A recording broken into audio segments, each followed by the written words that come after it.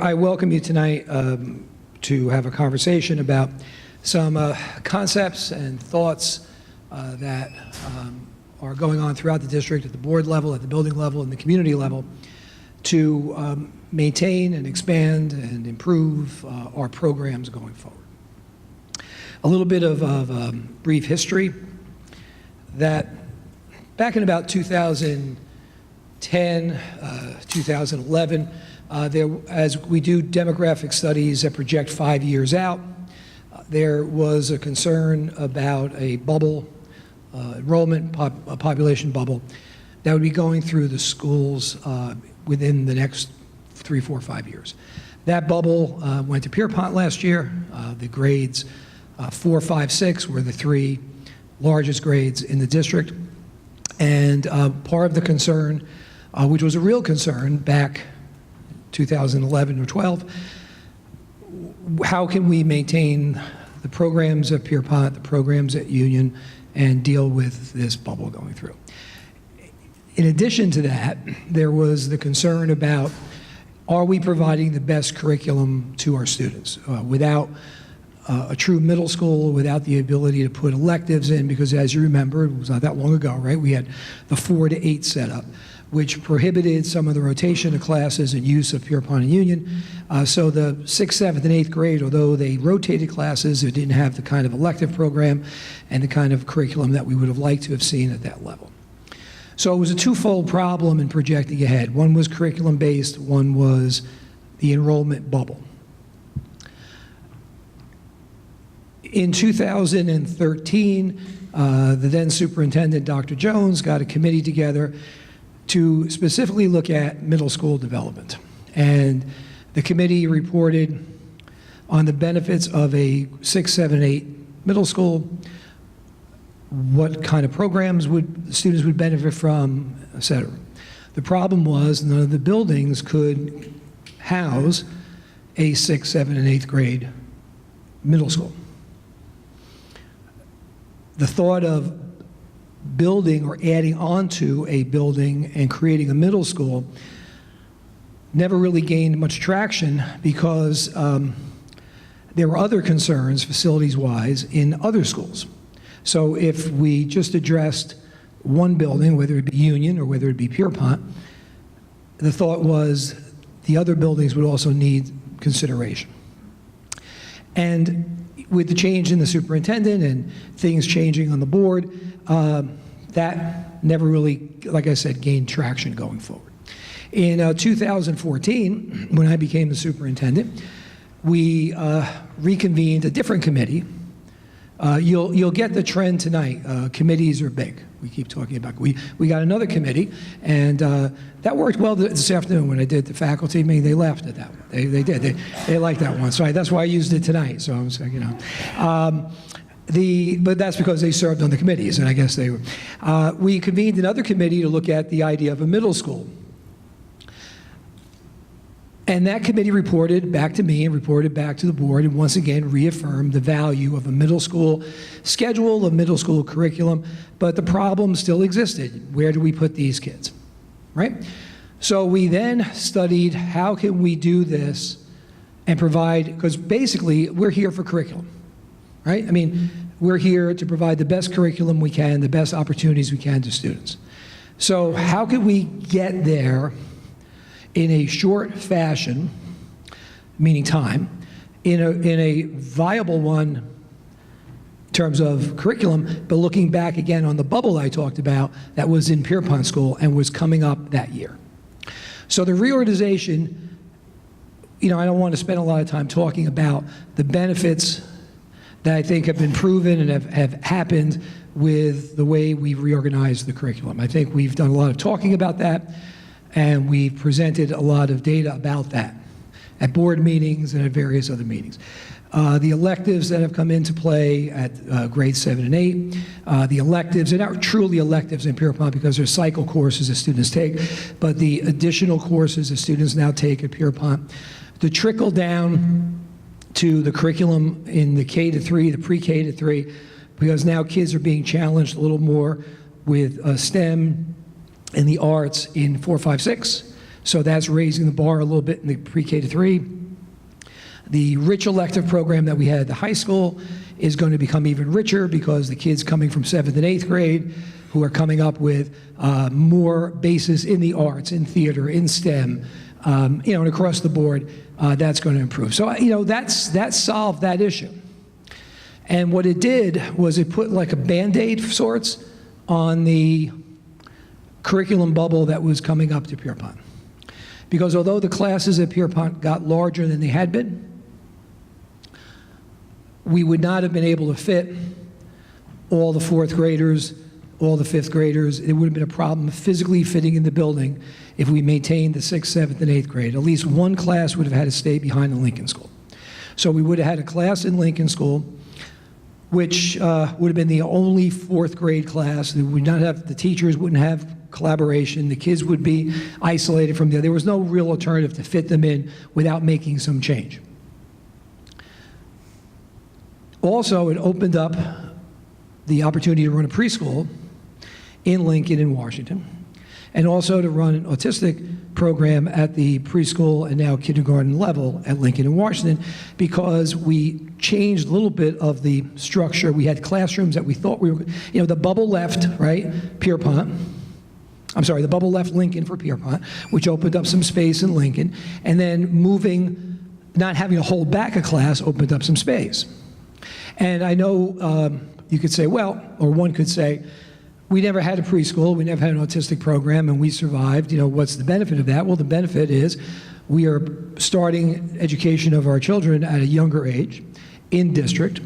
And the other benefit was the nearly $1 million that of special education tuition that was able to be reallocated into things like getting Chromebooks and expanding curriculum and electives.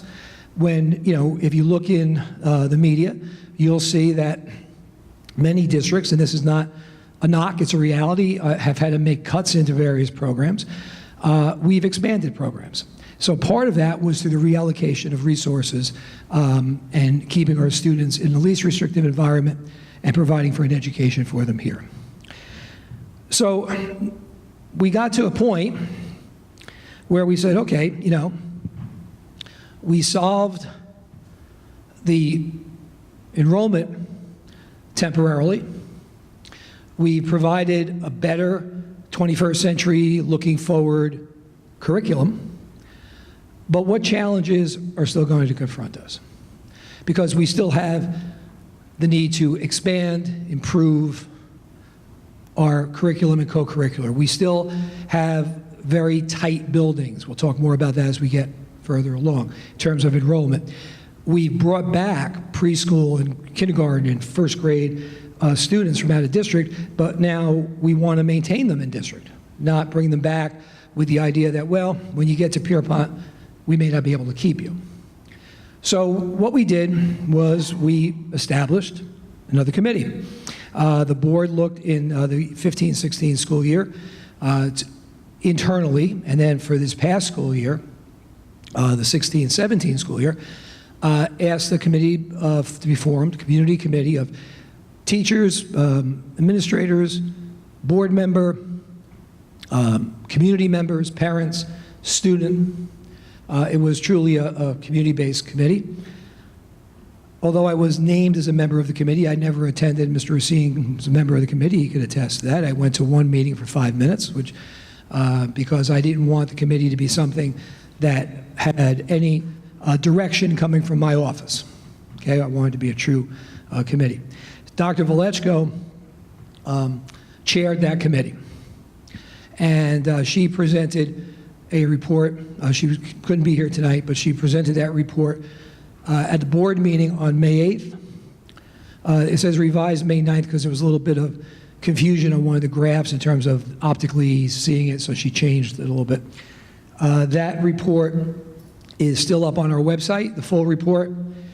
If you go to the May 8th board meeting, the video of the presentation is also there. You can see the full report. What I asked Dr. Valechko to do tonight was just put a couple of slides together for those of you who are not familiar with it, to catch you up with what the committee, her report was close to 1 hour. okay? So we're going to do a very quick version of that report, just to give you a little background. So the committee consisted of all those people that I mentioned from various aspects of the school community. In addition to that, there was a process put in place. The first step of the process was to scan the internal environment. So each building principal was brought before the committee to be interviewed. The director of athletics, the technology director, the building and grounds director, the school business administrator, the director of special education. The committee interviewed all those people separately. There were building tours because people from Lincoln, Dr. Velechko said, never really been to the high school. I mean, I've been there for a meeting, but never actually toured it. So they visited every building, and the building principals and the head custodian gave tours of the building. They scanned the external environment, looking at national trends, local and state trends. They interviewed the mayor, chief of police, director of the recreation department, realtors in town, to talk about trends in real estate values, trends about who's moving in, who's moving out, things of that nature. Then they developed a survey. The survey was sent out through our website, district-wide, community-wide. We advertised it. We got close to 500 responses, which I think, is not a bad number. Most of the people we talked to felt that was a pretty healthy response. They then took the survey to analyze it, synthesize it, and come up with a report. So that committee spent probably, I don't know, Greg, 8, 9 meetings, some of them half day, some of them full day, over the course of a year. I put this up here because there was a little confusion when we presented this, because everything in the survey results came in this upper quadrant here, okay?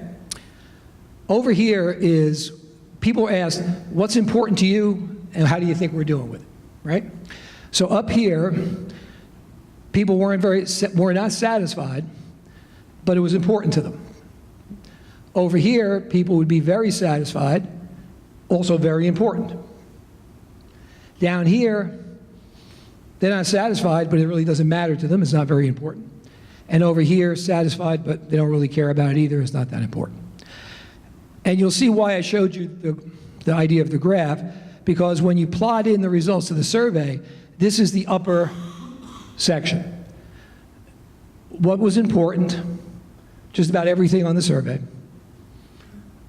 Level of satisfaction, the lowest we had was down here with standardized test prep, in terms of people think it's important and we're doing okay with it, but not great. Academics, I'm sorry, this guy's blocked out, was the highest, almost as high as it can go.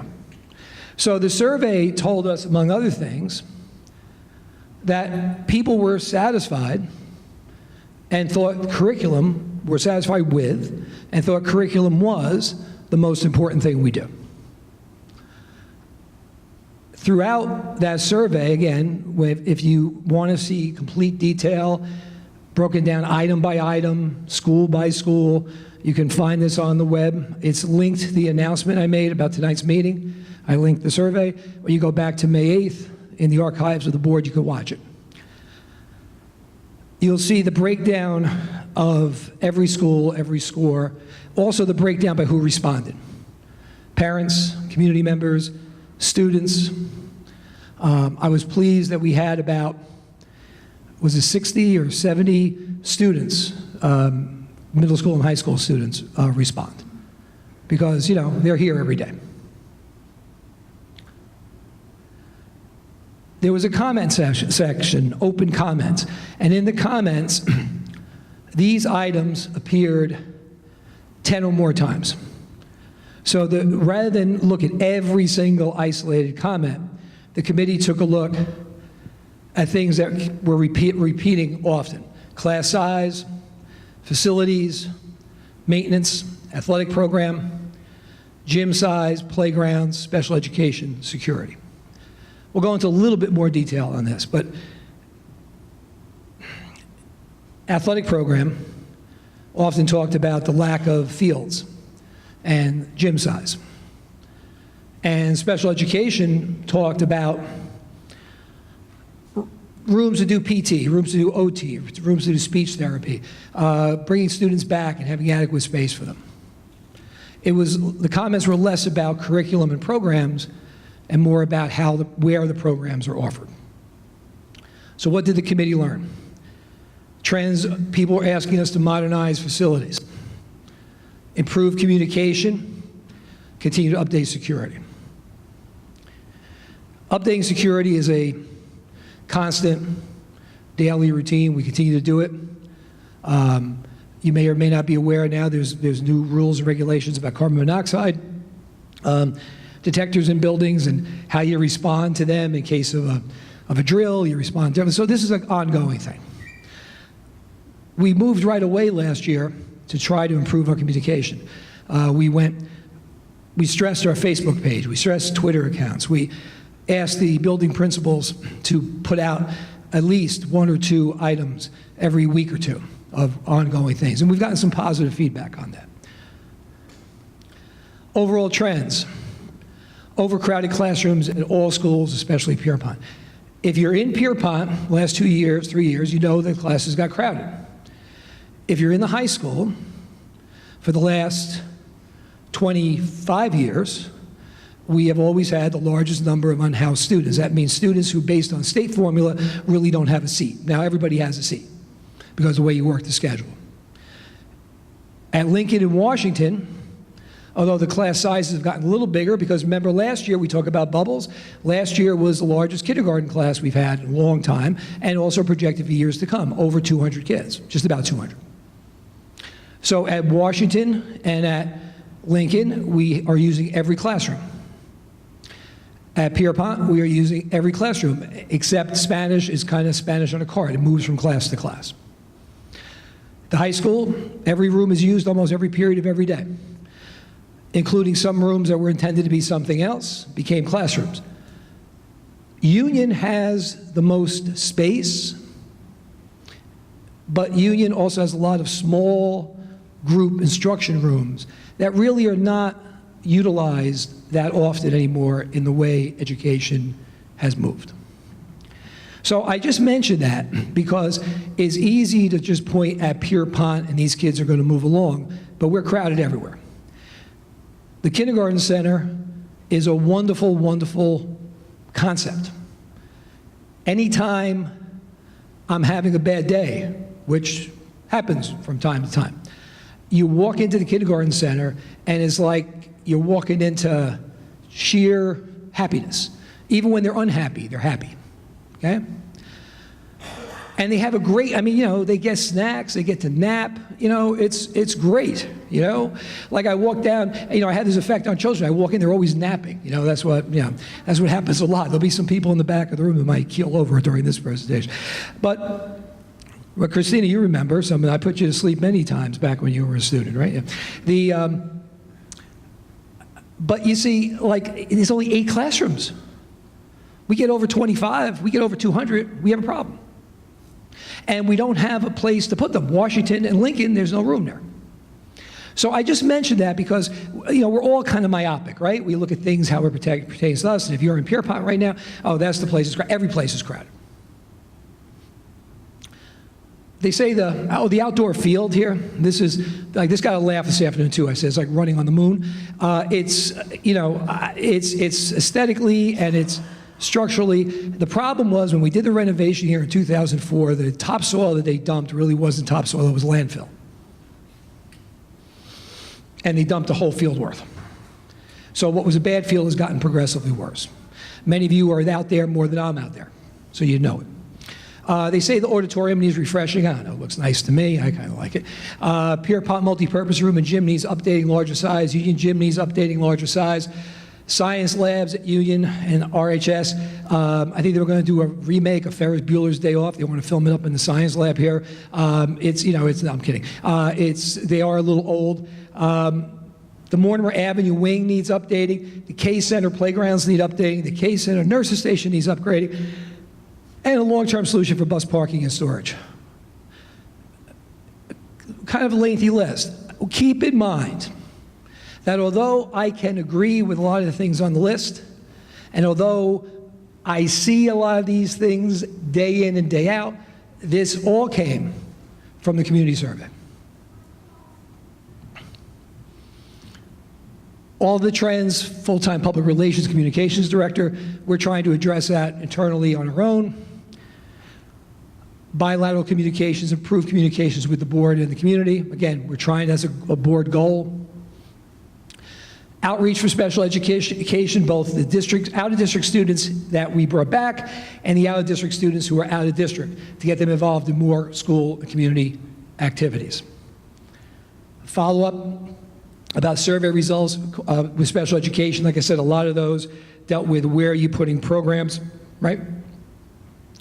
Increase parent communication and inform the realtors. The realtors, when we interviewed them, they said, we don't really know a lot about what's going on with the schools. People come in, they ask us, we only know, what we can find out. So Dr. Valechko arranged in May a tour for the realtors. We had about 25 realtors from town came in on a day that the students weren't here. It was a workshop day for teachers. And we went to every building and gave them information, and they found that to be very helpful in terms of answering questions and supplying information to people who may be looking to move into town.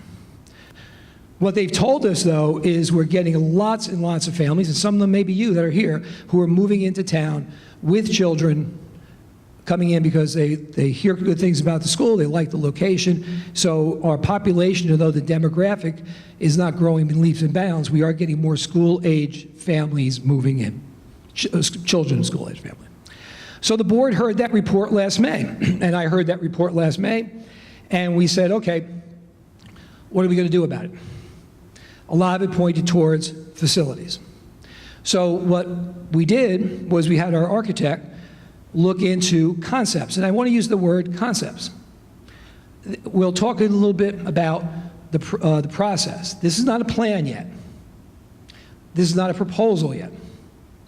These are concepts, how to address the concerns that got raised by the community in the study that we did. And what we're looking to do over the next several weeks,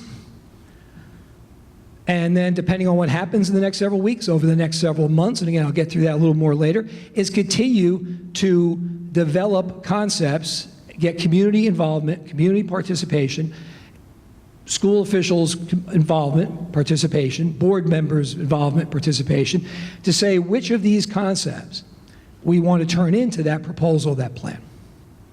It could be all of them. It could be none of them. It could be some of them. It could be some combination. But right now, what I want to present are what the concepts are. The architectural firm, Perrette Sumgen Architects, is new to the district for the last year and a half or so.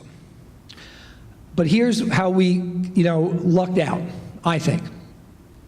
We had an architect with us for about 15 years. His name is Kellen Chapin. He had his own architectural firm, and Mr. Chapin was involved in all the renovations that happened in the 2002 referendum. That work was done between 2004, 2005, and 6. He has every project we've done, from a roof project to any major significance, to the library project we're doing this year, he's been involved in. He knows the district inside out. He knows the community. He knows the history. He knows the administrators. He knows the board. He knows the town. He was a very small firm. His firm got smaller and smaller, and our thought was, if we're going to go forward at any time with any kind of project, maybe we have to go to a bigger firm. Mr. Chapin closed his firm up. He sold his business, and he joined this company, who we had interviewed, Mr. Kelly and I, at Atlantic City School Board's convention, thinking we might move to them. So a very well-known and respected school architectural firm hires as one of their chief architects the guy who's been with us for 15 years. So we see it as really getting the best of both worlds. The larger firm, but somebody who understands the district and was here for the last renovation. He knows what worked, what didn't work, and what was a step in the process in terms of the renovation. So he did a project for you by school. And we'll start with the high school. Again, these are concepts. They respond to everything that was on there.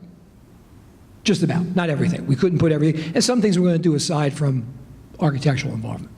High school field renovation, Mortimer wing renovation, high school cafeteria capacity increase, science special purpose labs, and room inventory changes in the old classes. Let's talk a little bit about them. Now, there's the footprint of the building, the picture of the building. The athletic field is there. Now look, it says soccer practice field. It's going to be everything it is now. So if you're, a marching band parent, you're a lacrosse parent, you're the phys ed class, it's not going to be just a soccer field. That's what he called it. But Mortimer wing upgrades. The cafeteria, undersized, increased capacity, and put a kitchen in. We'll talk about these a little more as we go through. And get the interior renovation to new science labs. There's the field. Now, right now he drew it with a traditional soccer field. You could fit a junior size soccer field. But I know a lot of times rec goes that way with the soccer field. Lacrosse is out there with junior lacrosse. There'd have to be some football lines out there because our marching band uses it for practicing their show, which they use football field lines for. The football team might even want to practice out there sometime.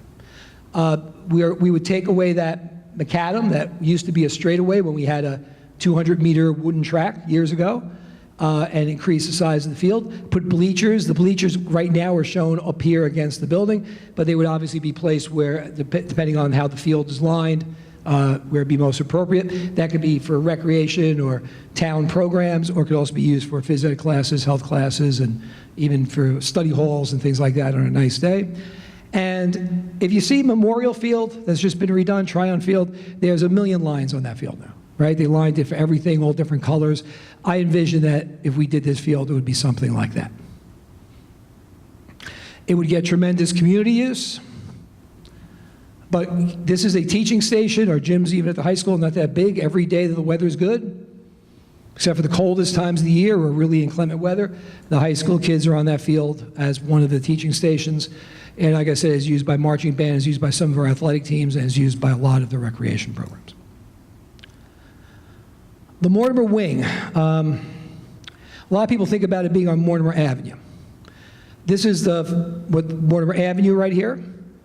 It goes on Fairview, goes behind Fairview into the driveway, facing the back of the field. It also wraps around Elliott to the front. It has a curtain wall window and single pane windows. We'll talk more about that in a moment. There it is.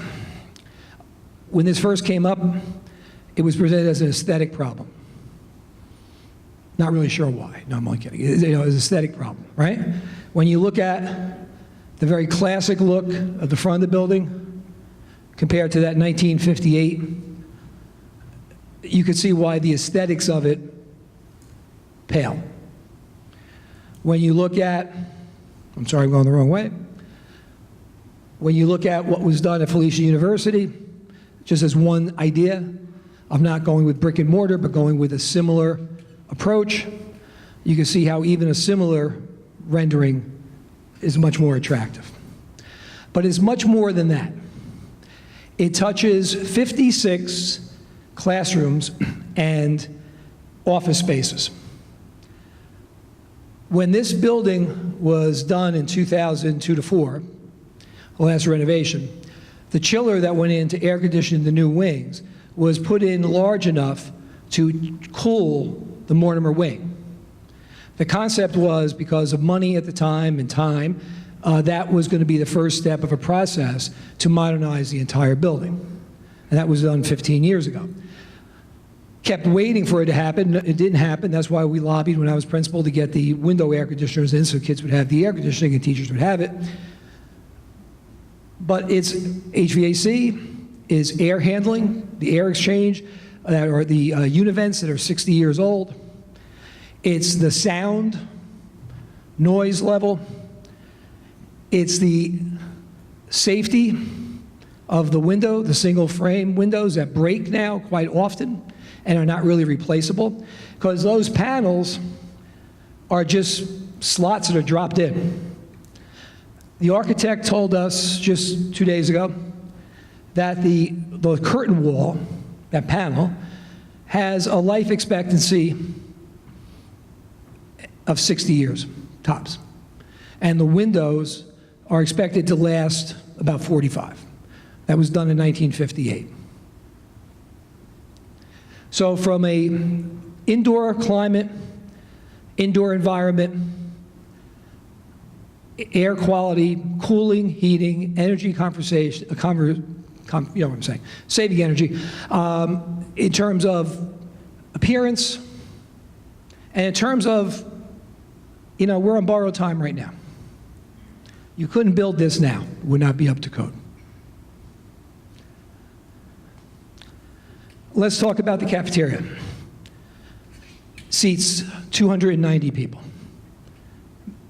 We have about 800 students.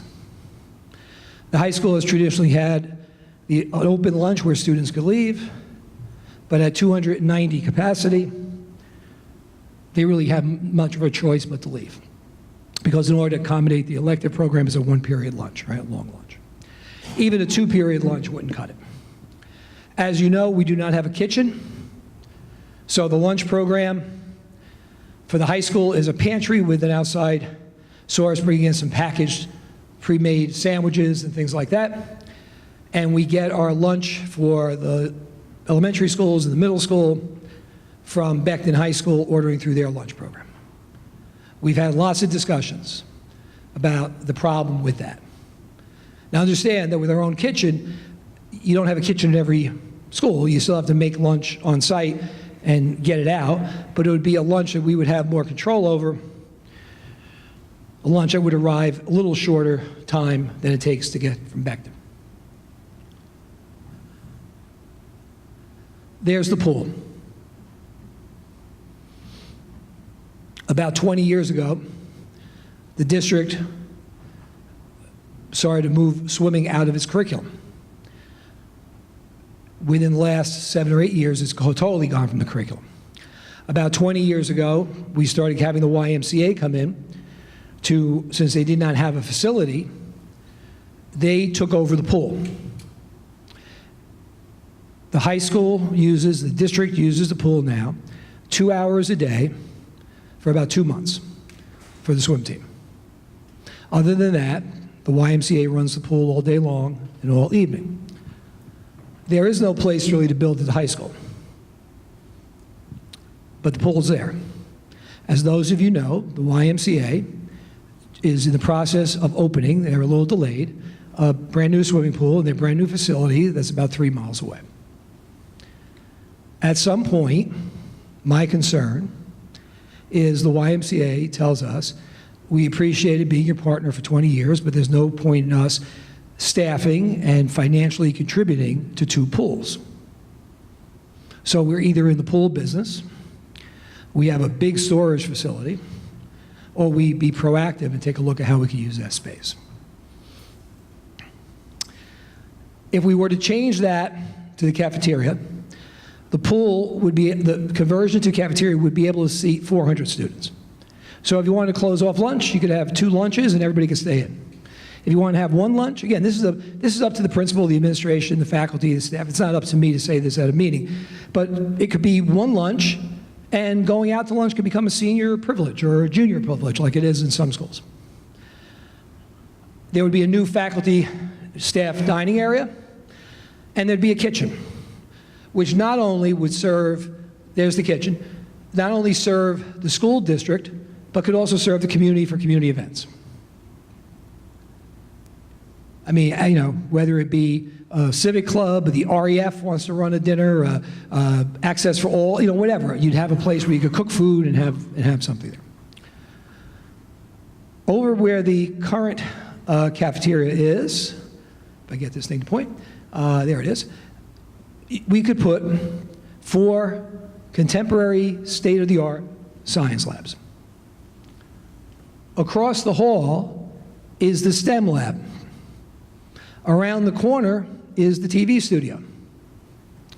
3 rather large rooms that are equipped for math and computer courses could become additional science labs. We currently have 7 antiquated science labs here in the high school.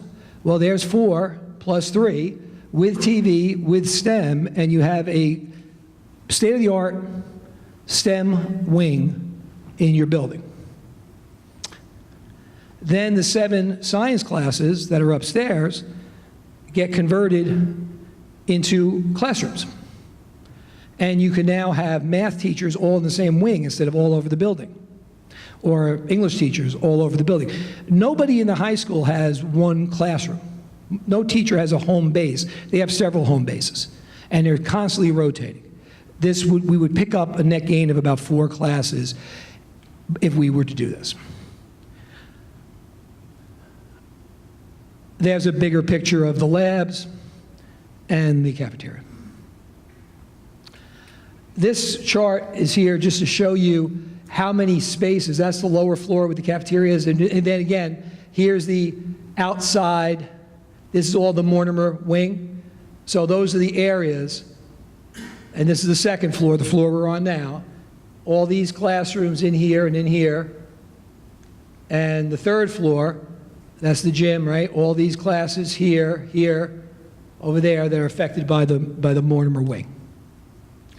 These are the science labs I was talking about upstairs that would get turned back into, if the plan went through, or the concept went through, into classrooms.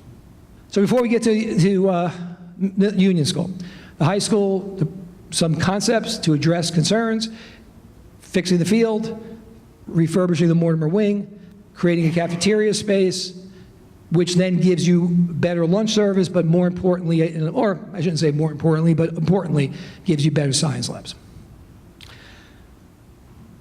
Union School, new gymnasium, repurpose the old gymnasium into 3 learning labs, air conditioning for auditorium, wood floor moisture damage correction, and the front columns that look beautiful, but they're kind of rotten away right now. The existing gym at Union School is 48% smaller. It's about half the size of Washington and Lincoln. And before anybody says, whoa, you know, why would 7th and 8th graders be there? They were already there, right? The 4th to 8th grade was there. It's 48% smaller. It also is tucked inside the building, so when the community wants to use it for recreation or any other program, they have to go through the building to get to the gym. None of our other gyms are quite like that. The new gymnasium behind the cafeteria would take away some of the space. A lot of the space is now allocated for students, but with grades 7 to 8 students, you don't really need as much play space, and it would be the only place really conceivably to put the gym. The old gym can be turned into a science learning lab. I'll talk more about that momentarily. Air conditioning for the auditorium, and the wood floor moisture control, and fixing the columns. Those are the things that made it to the concept page for Union School. There's the gym, no stage like Washington and Lincoln, which gives a little more gym space. The reason why there's no need for a stage, because we'll keep the auditorium. Keep in mind that last year when Union School held their graduation ceremony for the middle school, they held it at Washington School. They did not put the graduates on the stage. They were able to seat approximately 600 people, including the graduates, right, give or take, in the gym. So Union School could graduate from their own building. The gym would be accessed from the outside, so the community would get full use of it. And you can see how it's connected there to the building. Now, the interesting thing, the interesting thing here with the old gym is it kind of neatly, the design of the place and the doors that are in and out, kind of neatly develops into 3 potential science labs. Right now, we are very proud of our STEM team and a robotic team at a Union School. They went to the World Championships in the Midwest, right? I forget, we always get the state confused. It was Kentucky. He thinks it's Kentucky. He's a board member, so I can say that. I'm okay. Kentucky, we won all kinds of regional awards, right? The STEM class is in a social studies classroom. The library, which is small to begin with, has Z-Space. Basically a computer program that allows you to do 3D, different science, engineering, physics, biology, and the other side is a makerspace. So we don't really have science labs. We have a great science program, but we don't have a place where we're begging and borrowing space and taking up other space, right? So this would allow, just like we talked about, keeping the wrong button, just like we talked about with the high school, this would allow us to have, well, whatever, more state-of-the-art science labs. Air conditioning in the auditorium, that's pretty easy, right? To make it so you have programs and assemblies. Because with the downstairs and the upstairs, it could seat an awful lot of people. They could have a lot of school programs there. It was more comfortable. We have had this mysterious water problem in Union School for, what, 25 years, maybe more. That water seems to be coming up under certain floors. They have beautiful wood floors, and they're warping. We've had environmental people in, we've had engineers in, we've had different firms in, we've had the borough involved. Nobody, we all see the water is there, but nobody can seem to locate where it's coming from. A couple of years ago, we worked in 2 of the classrooms, taking up one of the wood floors, putting down a couple of special undercoating that sealed in any water, and we've had about 3 years now of no problem. It's a relatively expensive proposition, but if we were going to do any renovations to Union, we would address those about 10 classrooms on the first floor that are potentially or are currently showing this damage. And then the front columns, like I said, are in need of repair because just age of the building, weather and other things, they're starting to go. Yes, there will be lockers. That area there, did you see? Yeah. And the same, as we'll see Pierrepont, there's locker areas. Also an area, like a little office area for phys ed teachers or coaches or wherever. Okay. Pierrepont. New gymnasium behind the existing gym with stage. Again, I keep wanting to remind everybody because, you know, I'm telling you that with this and that, and you know, these are still concepts, right? And they're responses. If you go back to Dr. Vallecio's committee, it's what they said. Right? New gymnasium behind the existing gym with a stage. It pains me to say this, but just as an example, it's been a very difficult 3 weeks as a New York Giant fan. And there's the New York Jets are sending a player to Pierrepont. I mean, it's like insult to injury for me right now, right? As part of the NFL Play 60 and stamp out bullying. So the Jets are sending a player. If he's any good, we might see if he wants to go play for the Giants because he needs some help. And he's going to go there, but we can't fit all the kids into any of the areas. We have to like limit, because his time's limited. You could fit everybody into the gym with the stage if it was a gym the size of Washington Lincoln. Let's move on through some of these. So there you go. Existing gym, 41% smaller than the gyms at Lincoln and Washington. New gym behind the existing gym. Keep in mind, when you're talking about our students, but talk about the community that uses that gym too. High school age kids, adults, right? Now once again, see where that blue dot is? You're losing part of the play area. Classroom addition that we'll talk about. You pick up some of the play area with demolishing the temporary modular buildings. The temporary modular buildings were put in 42 years ago. Mr. Padilla, something like that? I think they were there when you got there, right? Those yeah. That was like when they hired me 40 years ago, they said I was going to be temporary too. Me and the modulars were still here, okay? 42 years for a temporary building. Now, that would then be making up for some of the lost playground area. And when you talk about security, that would be in a nice area with, you know, you have the school and you can put some fencing there and so on. Multi-purpose room alterations, AC, and the like. So there's the new gym, very similar to the design at Union. Outside, people can get into the building from the outside for adult school, recreation, other groups, right? Connected to the building. And then we have an addition. There's the gym. You'll see there's the stage like we have at Washington Lincoln, you know, bleachers, locker room areas, offices for the PE staff. The single floor addition adds 1, 2, 3, 4, 5 classes to where the old gym was. Now, if we take down the portable, you're losing 3 classes. So the net gain here is 2 classes. 1 class, based on the way things are now, and again, we're looking a couple of years out, right, would be maybe Spanish, because right now that's kind of rotating around. Another class would be for those ABA kids, right, program, as they are moving up. So now you're flat with classrooms, no additional classroom space. If we put a second floor on Pierrepont, you now pick up, I don't know why this doesn't want to work, you now are picking up, well there, you can count them, 1, 2, 3, 4, 5, 6, 7 more classes. So now you add 12 classes, net gain of 9, right? Because you're losing 3. That sounds great, except the State Department does have to approve classes based on enrollment and demographic studies, that you have overcrowded classes, unhoused students. And quite frankly, even in our worst year, which was like last year, this would be too many classes. But when we did the renovations here at the high school in 2004, and I'm not going to say it was a mistake because it responded to what the community needed and wanted. We picked up a lot of big areas. We picked up a big band room, a big choir room. We improved the size of the cafeteria a little bit. You know, we did things like that. We actually lost some classrooms.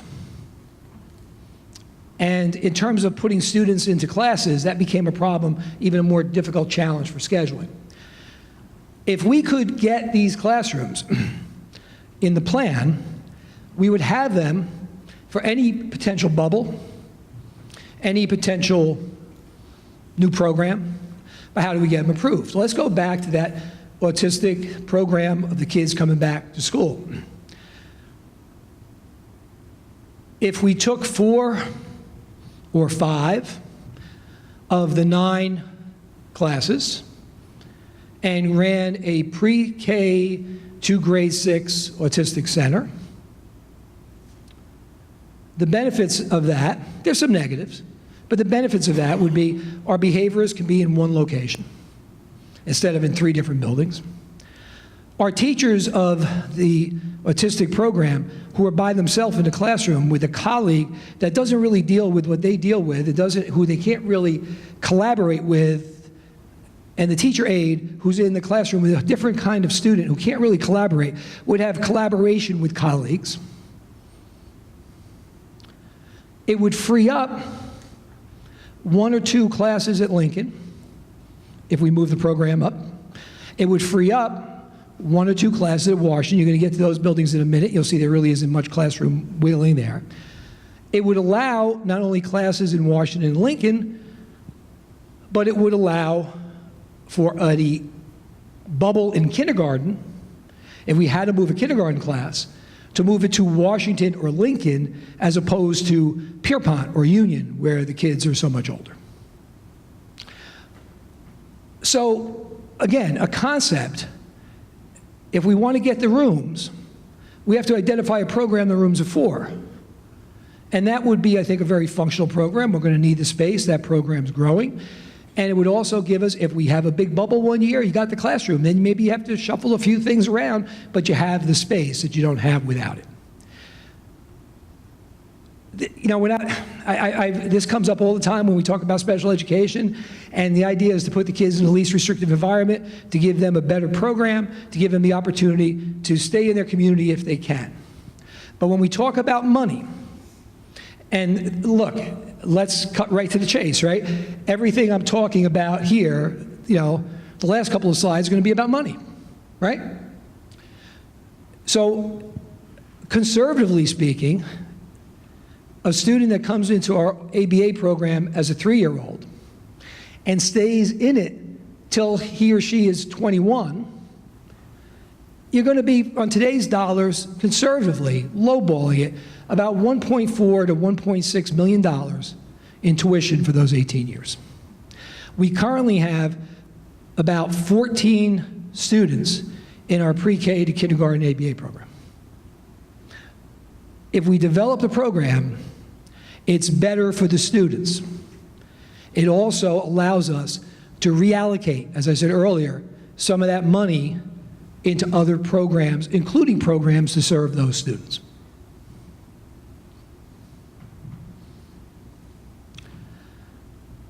The multi-purpose room. The architect met with Mrs. Carrion, and she can't use the gym for a lunchroom like we do at Washington Lincoln, because the schedule the kids run through, you can't cut the gym out for 3 or 4 periods a day, set up, breakdown, and so on. So the multi-purpose room could stay. You take the stage out, you increase the capacity, get the bathrooms revisited and revised and updated, get things ADA compliant, which they aren't necessarily in that building, get air conditioning in there, and that becomes not a perfect cafeteria, but the best one we could find with the limitations of space in the building. When you see 171 capacity, keep in mind that the capacity is much less now, and somehow they managed a way to get it done. You figure out how to split lunches, how to schedule kids. That would be an administrative decision. Excuse me. And then, of course, the playground. Now, Lincoln School was built in the last renovation with the ability to put 2 classrooms on the top floor. So it seems almost, if we were to ever go forward with any kind of improvement, it would be a good idea to add those classrooms. Because, as I said, they have no room now, and even if we make other changes, they'll need some room. And then the playground equipment for pre-K, well, let's come back to that. So that's where the 2 easy add, I like that easy add because, you know, that means I'm not doing it, so it's easy. Easy add classrooms. Add the pre-K appropriate playground. Now, if we were to move the pre-K, you're going to see this here and in Washington, right?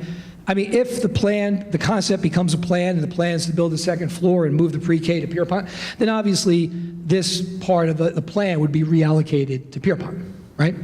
But under the current situation, we don't really have a lot of playground equipment for the younger kids. We added the preschool, but we're a little short on younger age playground equipment. Just to go back there, you see it would be added kind of in the area where the current playground is, right? So there is the new addition. Ground floor, nothing really changes. The upper floor would be that's where the 2 new classes would go. And we're talking about different playground equipment for the younger kids. Washington School, there's no room to build. There's no room to add on. That's why if we could alleviate some of their pressure by moving some of the programs to Pierrepont, it would help them, right? Because they could pick up 1 or 2 classrooms just by doing that. But the playground equipment that you saw, which would go, again, near the existing playground, and that would be relocated to Pierrepont should we make a change in preschool. And finally, the kindergarten center. We have 3 classrooms in the kindergarten center that do not have bathrooms in the classroom. And that is a code requirement in kindergarten. So every year we have to get a waiver from the State Department through the county office, and we have to demonstrate how we work around not having those 3 bathrooms. The way we work around it is we hire an aide whose job it is to escort the child from that class across the hall to the bathroom in the other classroom. That's kind of a formality that we get the waiver every year, you know, but I hate to have to rely on a waiver every year, you know. And we certainly could use aides in a lot more meaningful role than being bathroom escort. Nurse's office doesn't have a bathroom toilet facility in it for the nurse. I'm sorry. Playground expansion, not a lot of room, but you'll see how we'll do it. AC for multi-purpose room, which is used for the facsimile of physical education and, you know, wellness activities, and also lunch. And the last, now that we've replaced this roof, it's the oldest remaining roof in the district, and an elevator. Now, that building is the only building that doesn't have an elevator. We have kind of a tractor. I don't know how else, you know, it's a chair, that big wheels on it, you know, like a tractor would have. And your wheelchair goes in there, and it climbs the stairs. Mrs. Jones wrote it, right? I watched Mrs. Jones ride it. She volunteered. I was right behind her. She went up it, right? It was fine, right? It worked. Fine. She preferred the one with the sunroof, but they didn't have that one. So, it wasn't bad. And we put it in because if we had a parent or a grandparent or somebody come in that had to get up, we could do it. But if you have a student that needs it, could we do it? Sure. They don't move around a lot, but it would be rather cumbersome. It closes down the stairwell. It takes a little bit of time. And, you know, you also think about the child who has to ride that every day. So it's the only building that doesn't have an elevator in it.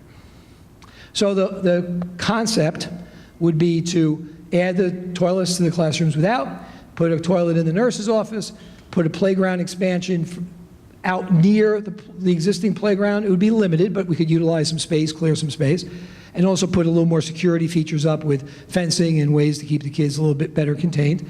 AC for the multi-purpose room and the roof replacement.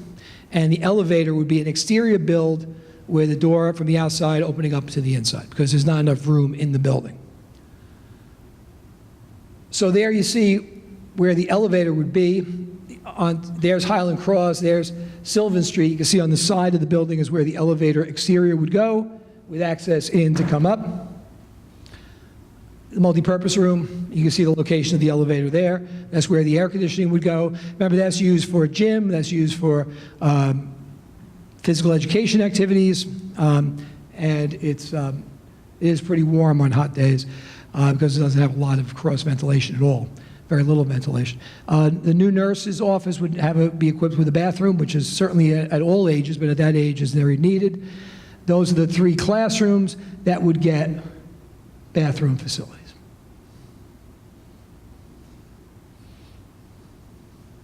So that's the project, that's the concept, that's the plan. If we were to go forward, that's what we're looking at right now, right? And part of this was to show you what we were looking at.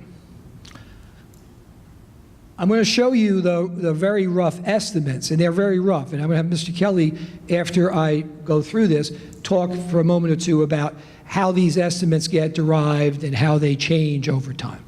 Okay? So at the high school, the athletic field upgrade, the first very rough estimate, and again, I want to stress that this is just based on past jobs, a lot of unknowns, because the board right now has not given the approval to go too deep into any of these projects.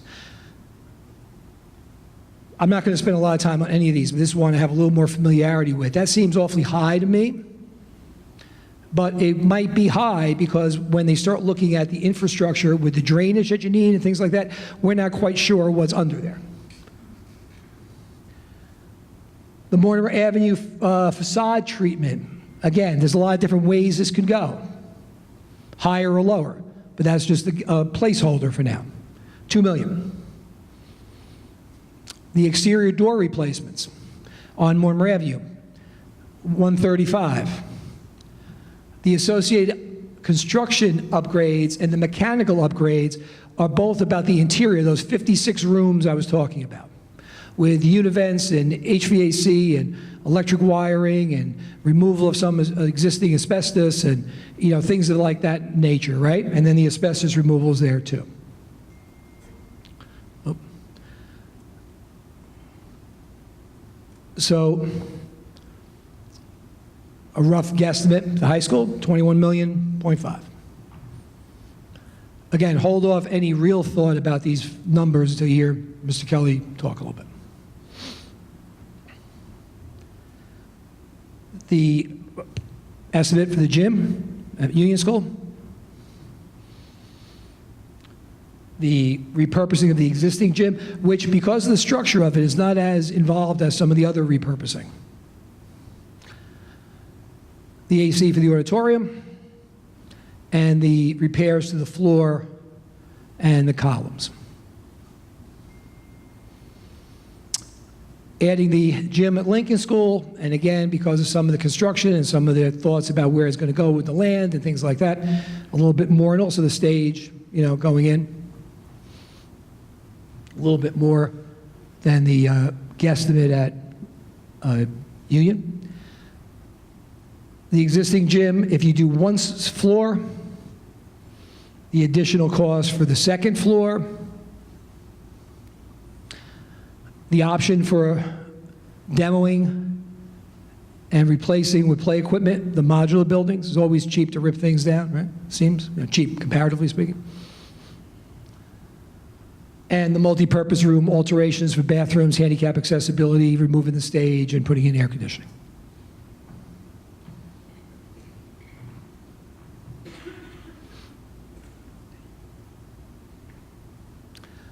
Lincoln School, the top floor, $800,000. And again, that seems a little high to me, I don't know, but again, these are guesstimates. About $65,000 for playground equipment, the same at Washington.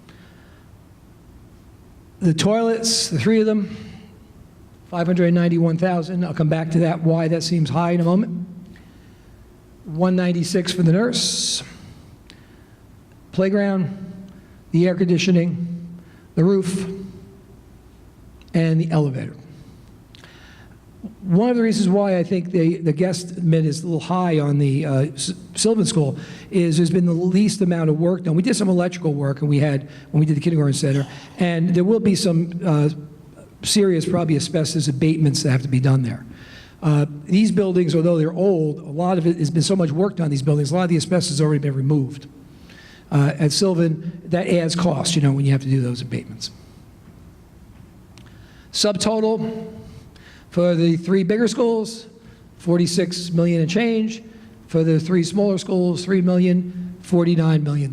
Now, again, I want to stress, and I'll let Mr. Kelly talk about a little bit more about this, that these figures are not, they're real in the sense they're based on the knowledge of the architect and programs, but there's a lot that has to happen before we get to real figures. So, Mr. Kelly, you want to take a couple of minutes and talk that through?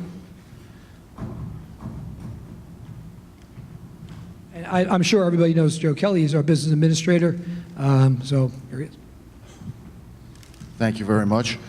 Mr. Hurley asked me to come up here and play the role of Price Waterhouse and give you give you all the fine print here. That's a big number up there. All those are big numbers. It's important to understand this is extremely preliminary. This is the first blush. The architect has arrived at these numbers by looking at other projects they've been involved with and bumping up. Other projects are not necessarily comparable to what we're talking about here, but they're trying to get a decent sense as to what this would cost. At this point, these numbers should be considered just kind of an order of magnitude.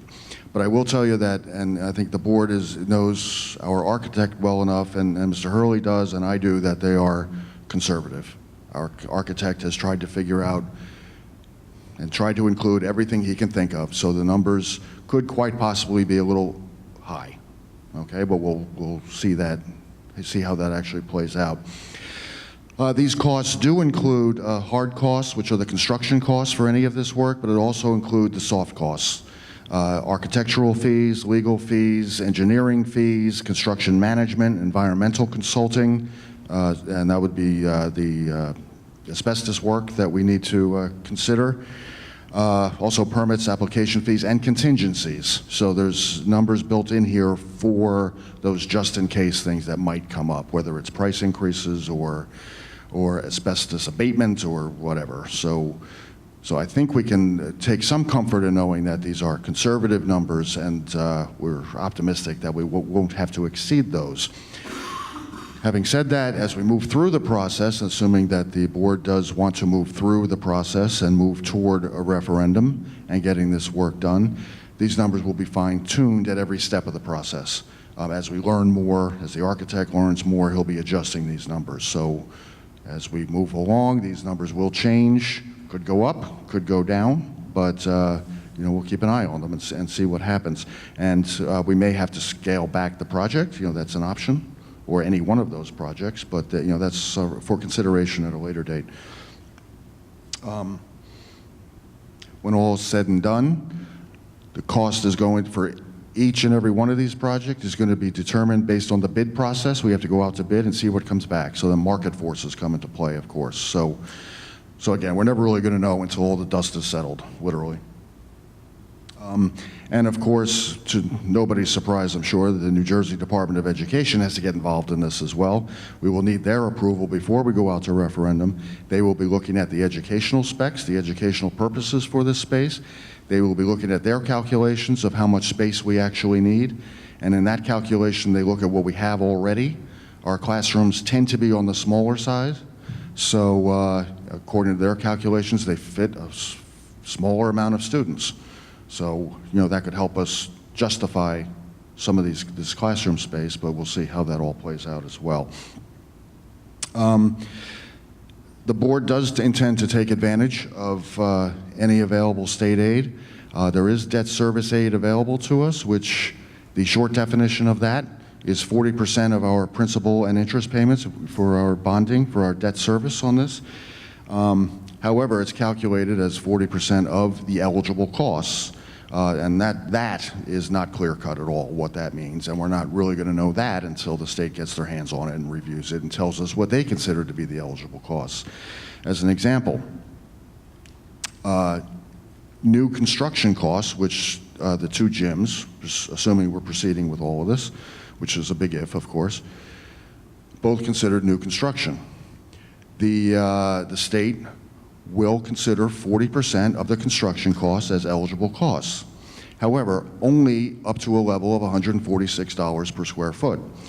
You can't build anything for $146 a square foot. So there are caps built in here and there.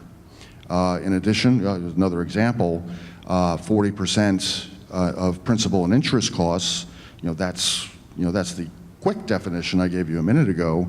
But for the last 7 or 8 years, the state has only been funding that at 85%. So now you're down from 40% down to about 34%. So, these are all kind of the little riddles that are buried in the rules here, and we'll see how these all play out. So very difficult to come up with an estimate of what this is going to cost. In addition, we have to consider what the term of the bonds might be, and that's dependent on these projects. It's a calculation of the weighted average of the estimated useful lives of each component of these projects. So a new gym, brand new construction, has an estimated life probably of 40 years, we could safely say. Other projects like the field behind us here at the high school, maybe a 10-year useful life. So everything on that list has an estimated useful life. They do a weighted average of all of that to see what that is. Now, I've done a quick calculation. I assumed 25 years. That's my weighted average. It may come out a little differently, and we'll get the professionals to do that when the time comes. In addition, we got to consider an interest rate. As you know, that's due to market forces, and we'll see what that is when the time comes. So my preliminary estimate of this, which, like everything else I just said, this is the fine print, subject to change, and subject to change from every direction. The scope of the project, what the Department of Ed has to say, market forces, everything else. $420 per year for the household in Rutherford with the average assessed value, which is about $430,000. Okay, the $420 a year, that's after debt service aid is calculated. That comes to about $35 a month for that average household. So that's kind of what I'm looking at right now, but all of these numbers are up in the air. But just to give you a sense as to what direction we're talking about here. So that's my talk. Thanks, Mr. Kelly. And, Mr. Kelly and I have been back and forth on how much detail to go into at this very preliminary stage about money, because we don't want to make something seem higher or lower than it's going to turn out to be. But there are lots of variables. The biggest variable right now is what are we going to proceed with, if anything? As I said earlier, we could do all of this, we could do some of this, we could do none of this. Okay? And then all those variables that Mr. Kelly talked about. And the state, believe me, does not make anything what it, anybody work for the State Department before I say this? The state does not, the state doesn't make anything as easy as it sounds. 40% comes out to be, 28 if it's Tuesday and 31 if it's another day. But we have already been speaking with our advisor on bonds. We've been looking and tracking other districts because we want to go into this, anything that we may go forward with, we want to go into it with as much knowledge as we can have. There's only a few more slides I want to go through before I also want to thank Mrs. Fargo, Brenda Fargo, who's here. She has worked with me and with Mr. Kelly and with some of the secretaries in the office and with Dr. Valechko to kind of get all this together. So I thank Brenda for being here tonight. We did a matinee this afternoon for the faculty. Like I said, we had about 65 members of the faculty and staff here, so they could be kept abreast of what's happening as well. And Mr. Padilla is here. He's the president of the REA. He's coaching, so he wasn't there this afternoon, so he's had a long day. He's here tonight. So, this next slide is nearly impossible to see. All right? So, that's all the fine print. That's from the State Department. But there's a couple of dates up there I want to mention. See that date in red? If we were going to proceed with a referendum, we would like the vote to be a year from now. There's 4 months, 5 months a year, 5 months a year you can go to vote for a referendum. September is what we would plan for. In order to do that, by the end of October, which is up there, second or third one down, October 23rd or 22nd board meeting, the board would have to just say to the architect, we would like you to develop more detailed schematic plans on the following projects, right? Still not committing to anything.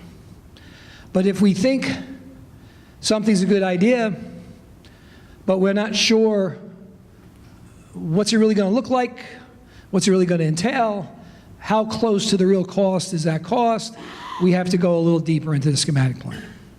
Then further down the list, in February, thereabouts, we would have to make a commitment to send to the State Department plans that we want to go forward with for a potential referendum and facility project.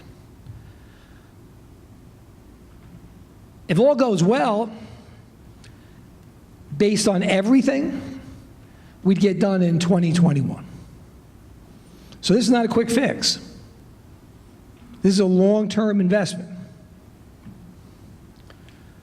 And it goes in stages. When we did the last project, I mean, we never missed a day of school. Well, we started the high school 2 days late one year and made it up other ways. But that was the only time we missed because, they do things in stages. Like, for example, if they were doing the Mortimer wing here at the high school, when that one panel comes out, those classes would move to those new classes I talked about, which would have been constructed prior to. So they're going to be temporarily not used as science rooms. And then, 5 weeks later, they move back and the next section comes. That kind of thing. Which is why school projects, because we can't close up for a few months or put kids or teachers in a position where they can't function. It takes a little while. But the most important thing for you and for the community, for anybody who watches this on the web, is that final decisions on this, of doing it, not doing it, what we're going forward with, really aren't going to get made until January or February. There's a lot of time for you to think, for you to give your opinions, to ask questions, so that whatever we decide to do, is because you're deciding to do it. I'm not going to, my goal tonight wasn't to try to sell anything because I have nothing to sell right now. These are just concepts, right? I tried to give to you the background, of why these things popped up from the committee, why they popped up from the community, and why we were talking about these very topics 5, 6, 7, 8 years ago, okay? I could speak to the veracity of all these needs. We spent hours with Joe and Brenda and Gina, okay, saying, okay, if we wanted to take something off of this list as a proposal for people to think about, what do you take off? And it's hard to come up with something. I can't tell you any of this is not viable and not needed and isn't going to still be a concern in 5 or 10 or 15 years when this is now like the last referendum, a memory, right? But that said, you know, there's things we need, right? There's things we want. We can't always, right? You want me to start singing? Can't always get what you want, right? I can carry a tune pretty well. I was up on stage one time. So we have to decide as a community where we want to go. So to help in that process, I mean, I'll certainly take a few comments or questions tonight in closing, you know, for a little bit. But we set up an email address through our Rutherford Schools email, facilities. And by the way, this PowerPoint and this video presentation will be on the web. Mr. Met, when do you think it'll be up on the web? Wednesday. By Wednesday, okay? So by Wednesday or so, you'll be able to get anything, you know, if you want to revisit any of this, you didn't take notes and this will be, but facilities@rutherfordschools.org. That email, Mr. Kelly and I will have ownership of, will have access of.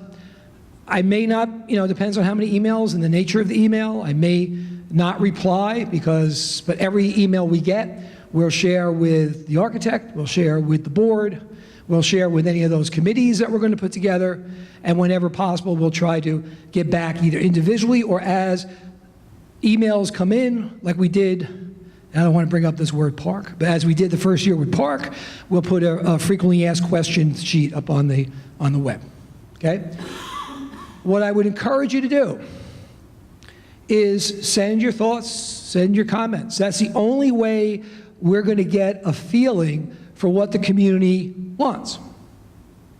And I would also urge you, and to urge your friends and your neighbors and colleagues, to not just send, you know, lack of support. I mean, I expect some of that, right? You know, I mean, you always get that. But often the nature of all of us is we reach out when we have a problem. We reach out when we have a concern. I really want to hear the concerns, the problems, the people who don't like the idea, but I want to also hear from the people who do. Because if the board is going to make a decision, they have to make a decision with lots of information. If we only get negatives, or if we only get positives, you know, we have to hear whatever your thoughts are, okay? So that's live now. I mean, you know, you could go home tonight and fire them off, okay? You can access that, and like I said, we'll save them all. We will give them all out to the appropriate people, and whenever possible, get back to you, and if not, certainly develop a frequently asked question type thing as time goes on. And the last thing I want to say is, you know, some of this stuff we have to address. I said this morning, this afternoon to the faculty, and I said I wasn't going to say it tonight, but such a small crowd, I feel like we've all gotten to know each other very well. 2021, you know, I mean, I just got renewed, right, for a 5-year contract. You do the math. I know I look like I'm 28. I'm not, okay? So I hope I get invited back for the ribbon cutting if we do this, all right? This is something that I'm reporting back to you what the faculty and the staff and the community has told me, right? And if the community wants to go forward with it, the board and I will give it our 100% support to go forward. But if we don't, we have to know that. This is not something that we're doing or I'm doing because we think it would be a good thing to do for us. It'll be a good thing to do for the future of the community, because you can only ignore or put that Band-Aid I referred to an hour ago on something for a short period of time. After a while, you have to address certain things. And there will come a time when people will say, you know, that science lab's not cutting it for my kid. That gym is not cutting it for my kid. We have something good going on here. We want to keep it going. So it's up for you to decide how deep in the woods we're going with this. But my advice is we have to take a good hard look at this before we reject it or accept it based on one presentation or one number or one concept. So, Anybody have a quick question or comment? We could bring the mic back. I'll bring it back. Mr. Kelly will be. For those of you that are my age, you remember Phil Donahue? Joe used to be the intern at Phil Donahue. He'd run out with the mic. No, okay. We'll bring you the mic.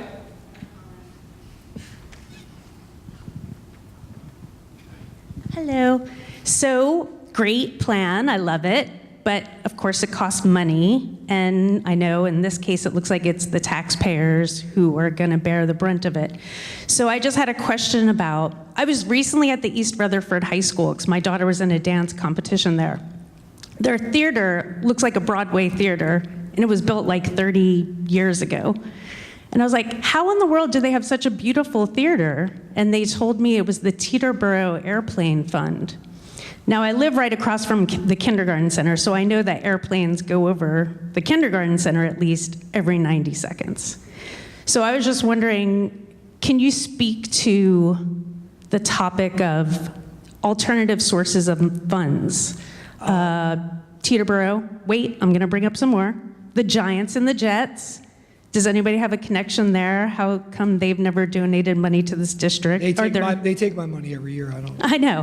Well, we're breeding Giants and Jets fans. So why aren't they putting more money back into the community that's making them fans?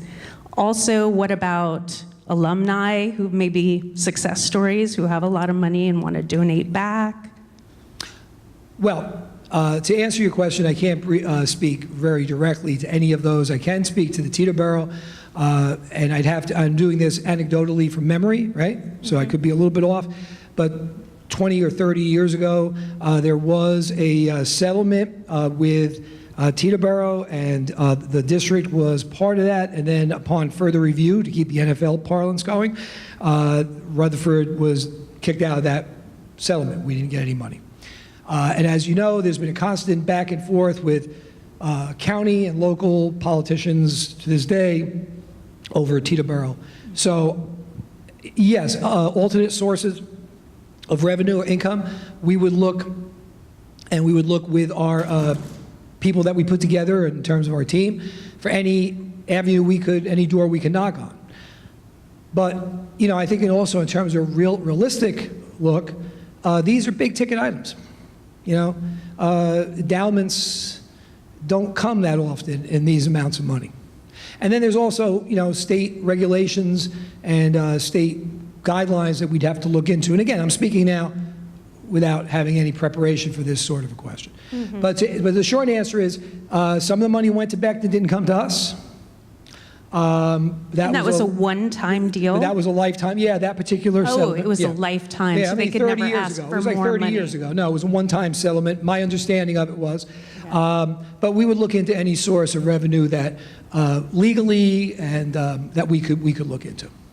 My other question is, if you bring this to the ballot and it fails and it gets voted down, are you going to put it back on the ballot a year later? Can you? Would you put it as a lower amount? Well, the goal is not to have it fail if we go forward, and the goal would be to try to do the next 6 months so that doesn't happen. But yes, you could turn, if a referendum gets defeated, you could always turn it around.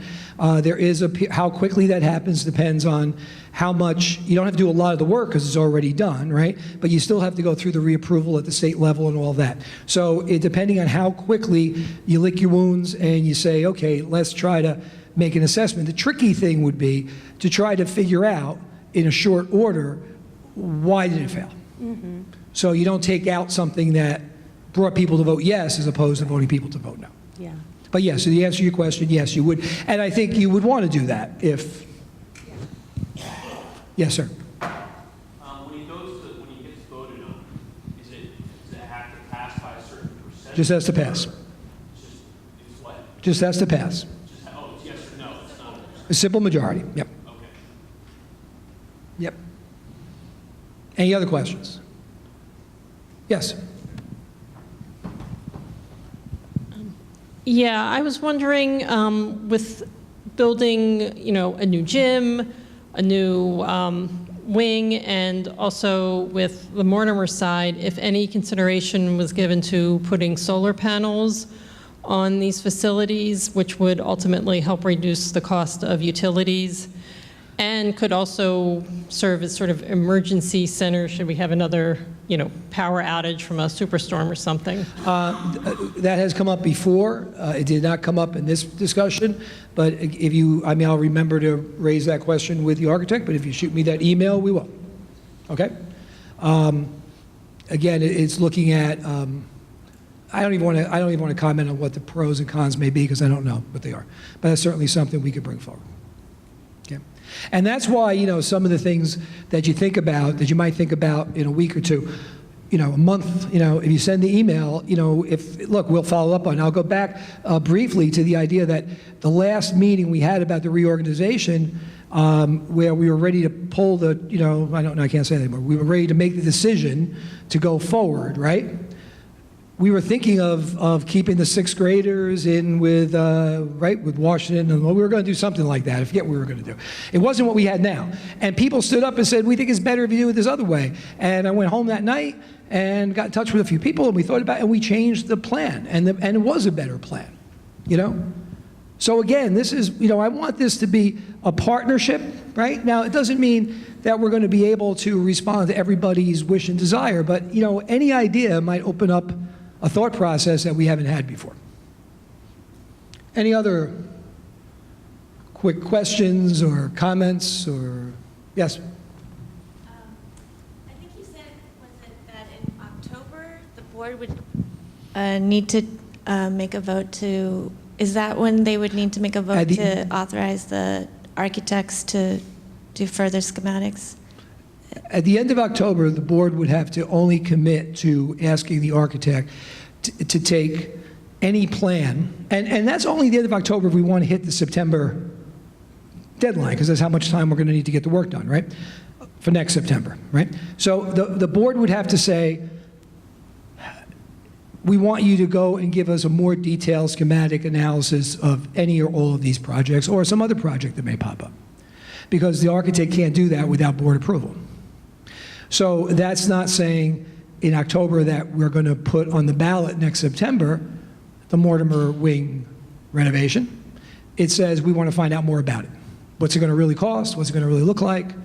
More detailed analysis. So I was wondering that if they do authorize that, because right now it's sort of, I understand the figures are really just first glance, but if they do authorize it and the numbers that come back then are we saying we have a 80% or 90% likelihood that this is the real cost we're looking at? Or? We'll get a better figure on cost as you go deeper into the process, yes.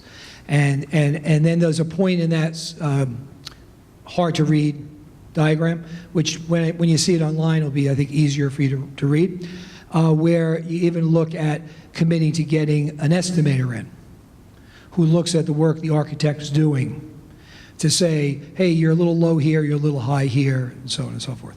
And with a referendum, again, Mr. Kelly, if I'm wrong, please, correct me. But with a referendum, even when you go out to bid, to the vote, you still have to get bids coming in that may come in too high or too low. And sometimes, you allocate a certain amount of money. It happened in the last referendum, which, remember, it was 15 years ago. I think it was 32 million, something in that, right? Diane, was it like 31, 32 million, something like that? But there was a few things that came out of the project because the way the bids came in, we didn't have the money to do those certain things. So sometimes you gain in the bid process. You have excess money, you could do a project that didn't make the cut. Sometimes you lose. So it is, you try to get the figure to the point where it's as close to being accurate as possible. And a lot of times the estimates, at least what I'm being told, right, they try to give you kind of a mid-range thought, at least preliminarily, because, bids could come low, bids could come high. And we have to take the low bid. Okay? So really in the short term, to answer, I think, your initial question before Mr. Kelly answered, the end of October is really not any more of a commitment than what we have now. It would just be a commitment to spend the time to come up with more answers and more thought process. And not to put something on the architect's plate and the engineer's plates that maybe shouldn't be there. That could be a time where you say, hey, suppose we threw solar panels into this, how does this affect the project? Yes, Mr. Kelly. I just wanted to say that when we do go out to bid, market forces will play a huge role in what the actual numbers are. You know, if we went out to bid today, I imagine numbers would be very high because there's a tremendous demand for building materials in Texas and Florida and Puerto Rico and you know, the Caribbean. So we'll see when the time comes too. Yep, I think we had a question in the back, Skelly. Right? Yeah. We'll give the microphone. This way the TV can pick you up too. This may be a little sophomoric, but when we go to the referendum to vote, it's like a date in September, and we go like we're going to vote at an election? Yep. And are we just voting on the dollar amount? Or is there an actual proposal? You're voting the dollar amount. The proposal would be spelled out in means. If we were to go to a referendum, and I liked your positive way you posed it, when we go to the, if and when we go to the referendum, okay? What I tried to do tonight, and it's hard for me to do this, I always kind of try to, like, you know, inflect a little bit of what I'm thinking into what I say, but it becomes more of a campaign at that point, where we'd hold, it would be a campaign. We would strategize of, are we going to have a bunch of big meetings or a bunch of small meetings? Are we going to visit schools? Are we going to go to PTAs? You know, how do we get the word out about what's at stake and what the benefits are and what the costs are? So yeah, it would be like that, and people would come out, you'd vote on the dollar amount, the proposal would be clear about what's there. You know, some of the projects we'd have to, there's sometimes decisions get made after the vote because of different costs and unexpected, you know, prices that come in. But yeah, it's a vote, and the community votes it up or it votes it down. And to the point that was made before, you could then, if you felt there was a lot of support there and maybe you just didn't run a great campaign, or maybe we should have added that one thing we took out. Sometimes, you know, it's funny, it's not, you know, it's Monday morning quarterbacking, right? You could lose a referendum because you took something out that people wanted. It isn't always about the aggregate cost, you know? Like, what are people going to support? What's important to people? And back to that long time ago, that survey, all this stuff was in that upper quarter. All those comments appeared multiple times, right? So this stuff is important to people. It's just a question now of trying to make the educated guess as to how high, what cost does the community want to bear. In the front, I have the mic, Mr. Gilly. Thank you. You mentioned it being like a campaign once you've decided to go for the referendum and all the different strategies of input or education they might go forward with.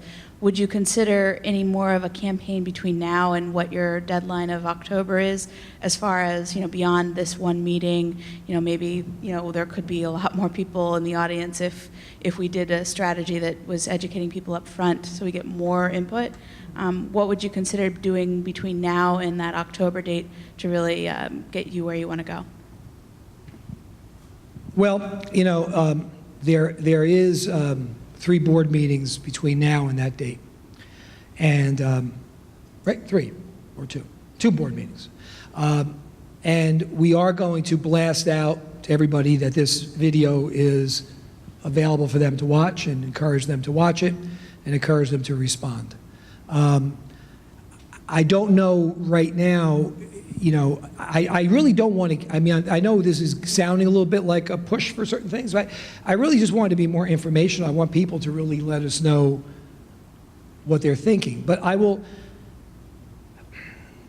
you know, we're not doing anything going forward in October except getting more information about stuff that we've already heard people are interested in. You know? So I think the real dialogue, the real intensive dialogue has to come when we start getting more concrete information. Because then we have to make the hard decision. If people really want this, whatever it is, right? Is this money, is this something people are going to be able to get behind, support, and live with? And if not, then the dialogue is, well, where do you make those cuts that I said would be hard to make just based on the surface? So, I mean, we'll talk. The board will talk. I'll talk with the people I've been talking to, as I said, in staff, about how to get information out. I think the best thing to do is to share the word with people to Wednesday, get online and watch as much as this as they care to watch. Go through the PowerPoint. Mr. Matt, we'll talk to when you send that email. Let's put the PowerPoint embedded in the video, but let's do it separately too, so people can just look at the PowerPoint if they don't want to watch the whole video. I think that's the best way to go right now. And to get messages out to us, from on that website. Because I don't think it's I'm not speaking for the board, we have a lot of board members here. I don't think it's going to be as hard of a decision initially as it will be as time goes on to really fine tune it. Any other questions? We've got one in the front.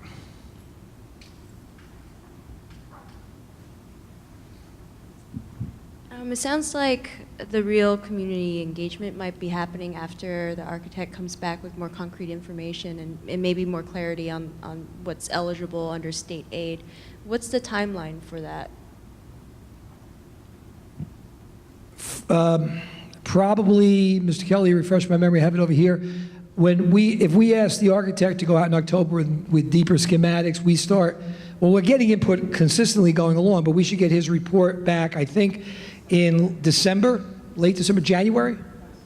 Yeah, I think that's right. And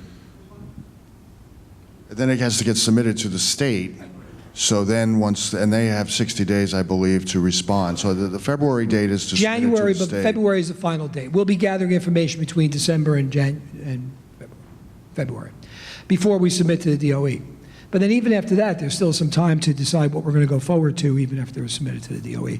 The DOE is going to give us approval of what we can or can't go forward to, what funding might be available, what they're approving. They have to approve plans, as Mr. Kelly indicated. Right, so their approval will indicate what the approved eligible costs are. Right, so we'll have a better handle then. But still, there's a little bit of time before we actually, before we have to file with the county. We don't have to, we have to give 60-day notice to go to the election. We have into the early summer. So from the time we get all the information back in February, we don't have to go till, I think, July 24th, 60 days ahead is the cutoff for getting on that September ballot. So there's still, that's the thing I want to, stress to you. There's still a lot of time to think and to talk. And it doesn't mean we shouldn't be planning, though, and getting more information, because the more information we have, the better ultimate decision we can make. Anything else? Yes, Ms. Burr. Just to remind folks that the role of the board members in this process is really to represent the community. So please reach out to the board members, talk to the board members. None of the board members are going to be sort of personally motivated to do one thing or another. As we continue these discussions, it's really about representing the community and representing all of your interests. So please be vocal. And I'm sure all of you know Ms. Librera is the vice president of the board. And the board members, also have email addresses that you could email them, or as I said, every email that comes through that facilities, whether it's forwarded or whether I print them out and bring them and distribute them at board meetings, they will be apprised of any comment that gets made. I think that's it. Any last words? Mr. Kelly, anything? Oh, yes, sir.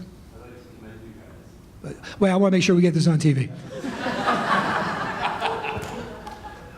I want to commend Mr. Hurley and the board, my wife included, for looking ahead. I think it's really exciting.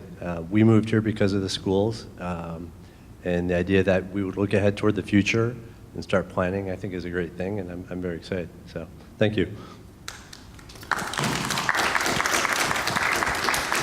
Well, I appreciate the comments, and I think we have to look ahead. We have to plan. We have to try, I can't imagine that whatever comes out, something's going to come out of this that's going to be good. It's going to be beneficial, and as long as we stay together and work together on it, I think we'll come up with a good plan. I appreciate your time. For those of you that are here, I'm asking you please to spread the word to people, to stay informed, look at the video for this, look at the PowerPoint. Board meetings we always like to see people come to the meeting, but, and I hate to say you could take the easier way out, but they're up online too within a day. So you could watch them online. And although there's a lot of resolutions that get read and voted on, there will be discussion, especially if we go forward. There will be discussion at frequent meetings, right, to discuss this, and it also is a chance for people to come to a board meeting and speak to the entire board, to me and Mr. Kelly, aside from just this email way of doing it. So thank you for being here tonight. Enjoy the warm weather that hopefully fades into fall soon, and have a great evening. Thank you.